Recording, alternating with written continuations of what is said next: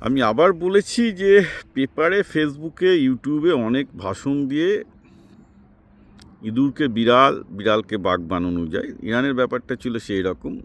আমার আগের ব্লগগুলো লক্ষ্য করবেন, আমি বলেইছিলাম যে ইরানের মিলিটারি শক্তি কিন্তু সেরকম কিছু নেই। ইরানের একটাই সুবিধা ইসরায়েলের সাথে ছিল যে জায়গাটা অনেক বড়, 1.6 স্কোয়ার কিলোমিটার।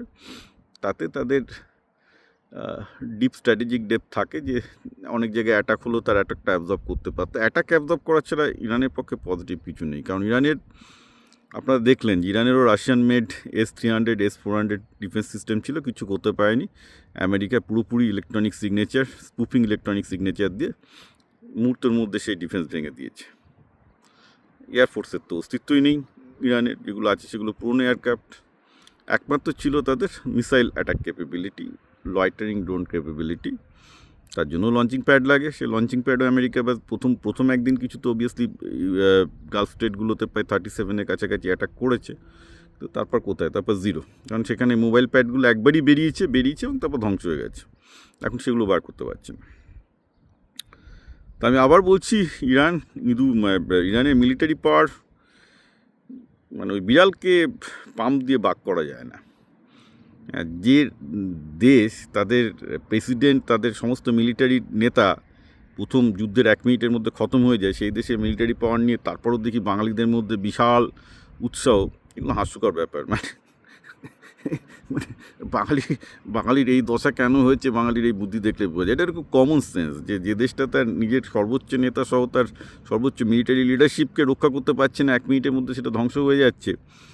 সেই দেশের শক্তি নিয়ে যেভাবে বিড়ালকে বাক করার চেষ্টা হচ্ছে বিভিন্ন মিডিয়াতে, এটা রীতিমতো আমার কাছে হাস্যকর লেগেছে। তো ঠিক আছে, মানে বেসিক্যালি 4000 বোমা, মানে কী বলবো, মানে হাজারে হাজারে, শয়ে শয়ে লয়টারিং অ্যামুনিশন মিসাইল ছুড়লে একটা দুটো গলবেই। সেটাই ইউএইতে হয়েছে, সেটাই ইসরায়েলে হয়েছে। আগেরবারও ইসরায়েল যে কারণে ট্রুস করেছিল, কারণ প্রায় 550 মতো মিসাইল ছুঁড়েছিল, তার মধ্যে কয়েকটা গলে গিয়েছিল। সেটা ইসরায়েলের যথেষ্ট ক্ষতি করেছিল, বিকজ ইসরায়েলের স্ট্র্যাটেজিক ডেপ নেই, কারণ ওখানে গোটা স্ট্রিপটাতেই লোক বাস করে। একটা লাগাতে পারলেও, মানে আপনি ইরানকে 100টা মারলেও, 100টা লাগলেও কিছু হবে না, কিন্তু ইসরায়েলের 2টো লাগলেই হয়ে যাবে। So that problem is there. সেটা একটা মিলিটারি অ্যাডভান্টেজ না, সেটা ইরানের একটা জিওগ্রাফিক অ্যাডভান্টেজ। তো জিওগ্রাফিক অ্যাডভান্টেজ আছে বড় দেশ হওয়ার জন্য, কিন্তু বাকি আর কোনো অ্যাডভান্টেজ নেই। ইরানের টেকনোলজিও নেই। মানে আপনি দেখুন না, যে এমন বাঙ্কার বানিয়েছে যে আমেরিকার বাঙ্কার ব্লাস্টার দিয়ে সেগুলো ভেঙে দিচ্ছে। তো বাঙ্কার ব্লাস্টার ওড়াতে কিন্তু B-2 বোম্বার লাগে, আর B-2 বোম্বার খুব ভালনারেবল।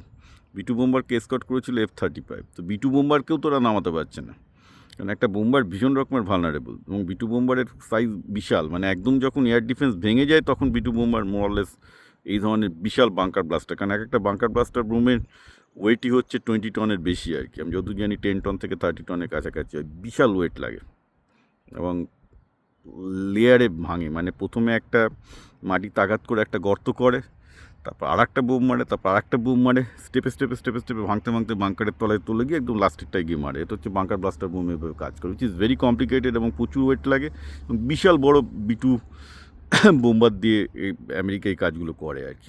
সেটা দিয়েই খেমেনি সহ সমস্ত মিলিটারি লিডারশিপকে মারছে।